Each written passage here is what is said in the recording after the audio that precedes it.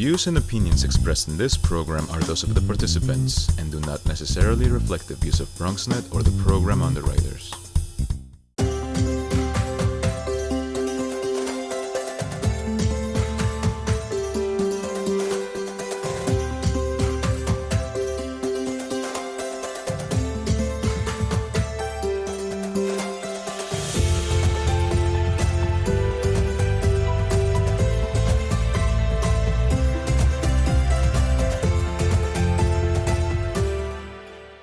Hello, everyone, and welcome to the New York City Hispanic Chamber of Commerce Meetings of the Minds in partnership with BronxNet.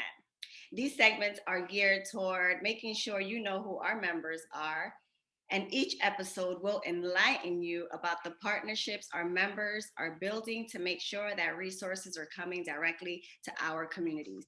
More importantly, you will see firsthand on who you need to be supporting because they are obviously supporting you. It works both ways, and it's about mutually beneficial relationships to take our communities to the next level. We are a membership organization, so if you are not yet a member, it is very, very easy. www.hispanicchamber.nyc, www.hispanicchamber.nyc, and you could also follow us on our LinkedIn page, New York City Hispanic Chamber of Commerce, all spelled out.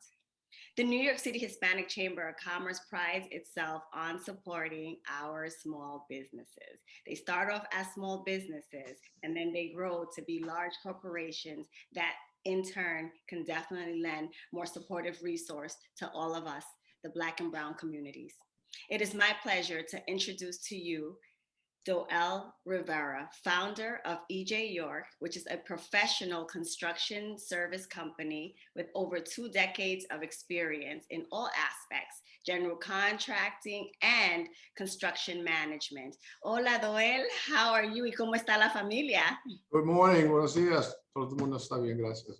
Oh, thank goodness. Doel, you've had a long-standing relationship with the New York City Hispanic Chamber of Commerce, and it's an honor to have you on. I think one of the first things we want to tackle is what is the difference between a general contractor and a construction management firm?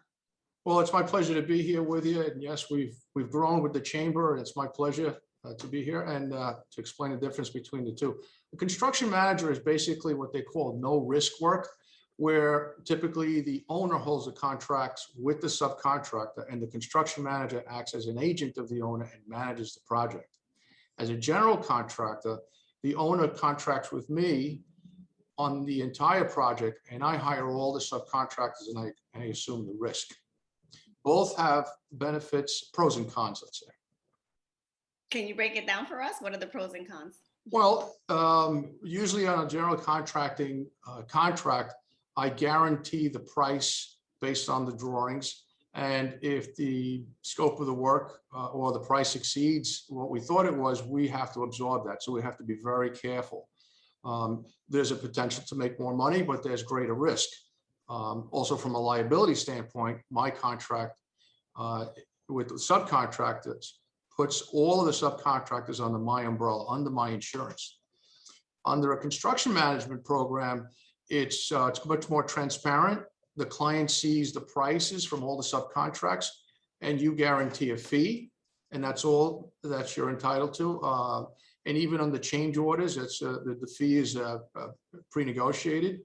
But there's less risk because the owner holds the contracts with the subcontractors directly. So from an insurance standpoint, he's exposed more to liability than I am under a CM. Many large projects are done. The Tishman projects, the large projects done at the Port Authority and state work are done under a construction management program. This is why I asked you these questions, because I know how thorough you are in explaining, and I completely understand exactly what you're saying. So thank you so much for that. You started this company, E.J. York Construction, 20 years ago. You've seen a lot, you've been through a lot. In the construction business, in the construction world, Doel, what are some of the challenges you are still facing today? Well, we actually started in 1989, which is over 30 years ago. And I've seen it go primarily from a union-driven environment to a non-union environment. It's basically, New York City is mostly open shop right now, which means it's difficult to compete because there's no bottom per se. Being that it's New York City and you have to hold certain standards and professionalism, so the clients and owners, for the most part, the architects, the people who hire us for our professionalism, not the price. They know what the product is at the end of the day, so thank God for that. The other challenges that are present today, and part of it is because of COVID in certain environments and political environments, insurance environments, the insurance cost has skyrocketed in New York City. Also, the fines from New York City have become very strict. Every time that there's an accident in New York City, there are new codes and regulations to protect the public. I do have to say that it's probably the safest time in the history of New York to work as a mechanic on a job site. In the past, any high-rise building used to claim 6, 7, or 8 lives, and now that's a very uncommon occurrence that somebody dies on a construction project because of the new code. So it is a safer environment to work for the men, but it is more expensive to build for the owner and for the contractor. And also recently, because of COVID, there's a huge slowdown in what we primarily do, which is high-end and medium and corporate interiors and retail work. I think that's the sector that's been hit the hardest. Luckily, in the past year or two, we have diversified into institutions such as Columbia University, and luckily we met new clients with the chamber, namely Ponce Bank, and they've been keeping us busy. So we've transitioned right through this. I wouldn't say painlessly, but we haven't been hurt, and we're still doing well. The corporate climate also has changed. In a lot of the building owners have hired construction managers, and they themselves are now doing a lot of the small projects themselves as we come out of the pandemic. But I have to say that I've had my best years after the downturns. So the building owners, as work comes back and it's available, they start handling in-house until the economy comes back full swing, and then they get overwhelmed and they start calling us. So the fact that I see that they're hiring subcontractors and doing work is promising.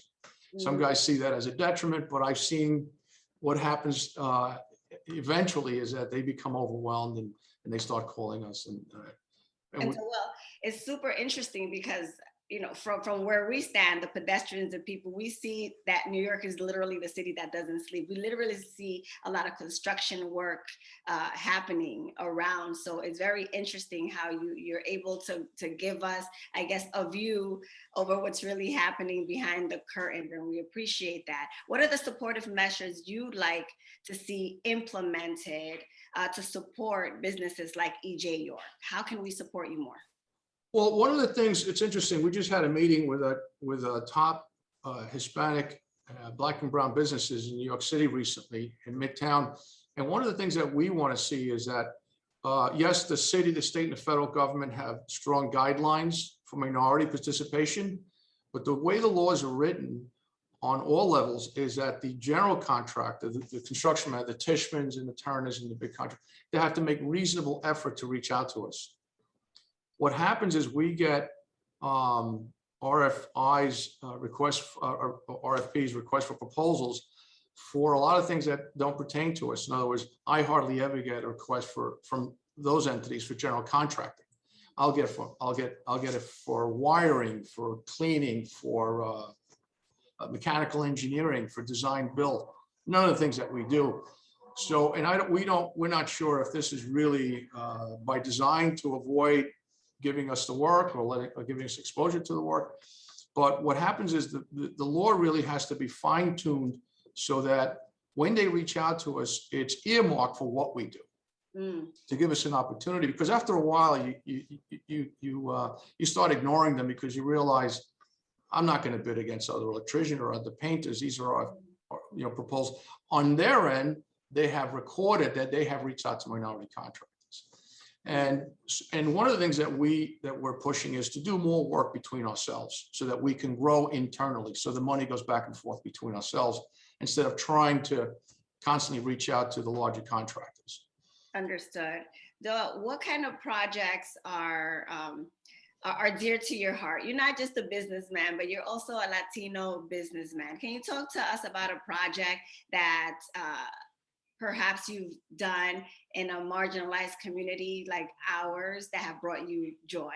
My favorite project, two of my favorite projects. One was for Bruce Ratner, and that was renovating Harriet Tubman's original residence. It was originally on Myrtle Avenue, and he had, as part of the deal with the city, he had to preserve the four buildings in a row. Hers was right in the middle. Tishman picked them up, put them on a new foundation on a side street. I'm trying to remember the name of the streets. This goes back a few years. And they called on us to renovate the building. And going through that building and restoring the building and involving local craftsmen and people in the community to build that project, we were really proud of it. And it's still there. Bruce Ratner uses it as a community meeting house. And we built it. I think it was Swanky Hayden McConnell was the contractor. And they did a very good job, and E.J. York did a very good job in bringing the building back to its original details. And that's a project we're proud of. Also in East Harlem for the New York City Housing Partnership, we built 20 townhouses on piles because you're near the river there between 2nd and 3rd. So we built 20 townhouses within a year that were for middle income and affordable housing. And we got it done in 9 months. And what's important about that project is New York City Housing Partnership was building homes before we got started with the program, but a lot of them are being stick built. We took on the challenge and said, for the same budget, we're going to build them out of masonry. And we designed them in federal style, which for me, as an architect myself, I wanted to send a message of bringing order to chaos. So we built them in a federal style. They came out beautiful. Dave Dunois was the architect, and he told me, he says, I never had a callback on those buildings that were built so well. So they were built in block and plank masonry, beautiful brick, and all of the stone lintels were cast by the Herrera brothers in Queens. And it came out, and the buildings are still there. Really proud of that project. And the good news is we never got called back on anything. There you We walked go. away from the building and had 20 happy owners. And these were folks that were teachers and bus drivers and custodians who were living in the projects and nearby apartments. And for the first time, they owned a home. And you've got to drive by there. They're super well maintained. They have pride of ownership. And to this day, I smile every time I drive by that project. And this is what it's all about. This is about letting our community know that when we do things with our community, because we have the talent to do so, we do good work. Doel, thank you so much for having us. If you don't mind just letting us know what's the best email or website that we can get in contact with you. It's doel@ejyork.com. You heard it here first, guys. Doel, we are so happy and lucky to have you as a member of the New York City Hispanic Chamber of Commerce. So I'm going to speak to those who are not yet a member. It is super easy. Just visit us at www.hispanicchamber.nyc, www.hispanicchamber.nyc, or hit us up on LinkedIn, New York City Hispanic Chamber of Commerce, all spelled out. Until next time, for another episode of Meetings of the Minds in partnership with BronxNet.